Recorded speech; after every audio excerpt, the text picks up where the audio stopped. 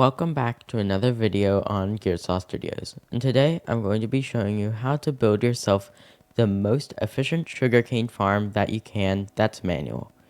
However, before I begin, remember, please like and subscribe, and without further ado, onto the tutorial.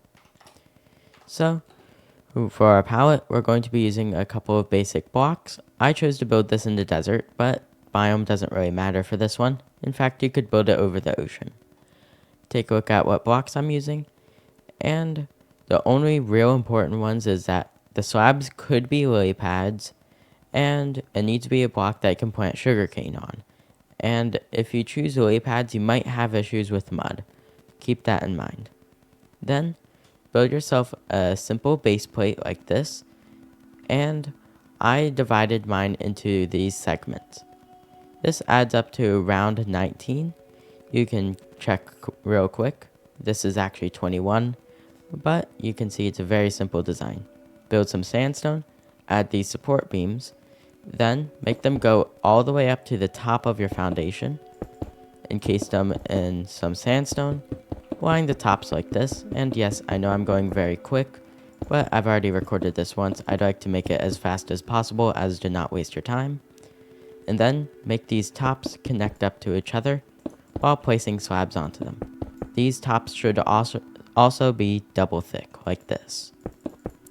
But when you go in front of these areas here, don't connect them, don't do anything. Just add these edges, and then we'll add staircases in here later. With these nice edges in place, it's now time to move on towards the middle and the staircases. But the staircases first, you just want to make simple stairs all the way up. Make sure that they have a bottom to it, and then on the sides of it, smooth sandstone like this, or whatever block you've chosen to do this. Stairs on top, stairs on bottom, and now you have a nice basic staircase up. Repeat this on every side you can feasibly. If there's something in the way, don't bother with it. Also, make sure that the blocks here are smooth sandstone, along with here, so that way it doesn't look unprofessional and like it was just slapped there. Then go up here, make sure there's slabs along this. Since this inner area is going to be mud, we need to do this step right now. Get yourself some water and make this entire area water. Because when you do this, you allow yourself to plant on the edges, and when you plant on the edges, you can increase your efficiency by making sure that the farm doesn't waste those edge spaces. Although you could easily just make a really large farm and skip this step altogether, still I'd recommend it for smaller scale farms. Essentially, if your farm's 30 blocks or less, then do this. And once you have that part done, and you have the staircases in, start by making this entire area mud. You only need to do the top layer though, but if you're creative, might as well do the lower layers as well. Once you have your 4 staircases in place, and here's just a quick display of what they look like. Make sure that these areas here are smooth sandstone, these areas too. And then once you've verified the integrity of all 4 of them, then go here, add stairs on the opposite sides of this so that way they're rounded. And then here's where the water placement comes in. Go into the middle of this place, the exact middle, although the positioning doesn't matter too much, or if it does, it's too much time to really think about. And you want to go moving like a knight as if you're playing chess.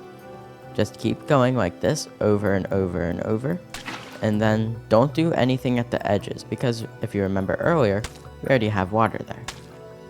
Then repeat this pattern, and every time you complete a column, or whatever you call this, then you need to go and place at a diagonal, another one like this, and keep doing that. Essentially, start from the middle, and you just want to do this in all 4 axi.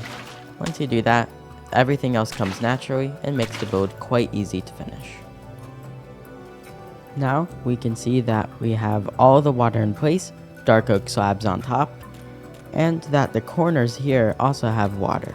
The reason for this is because there'll be a dry area where no sugarcane can grow. And when you have that, you reduce efficiency, even though you could easily gain from placing in extra water. Although it breaks the pattern, it's simply better for rates.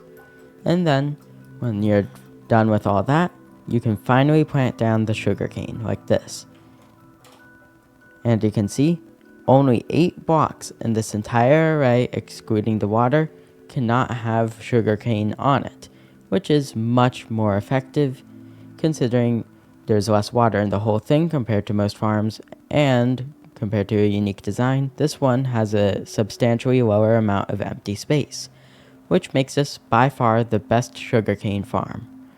Although potentially there could be another design out there that works, still, the fact that this one accounts for edges most likely makes this better.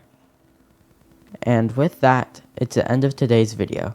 If you enjoyed this video, remember, please like and subscribe, it really helps me out.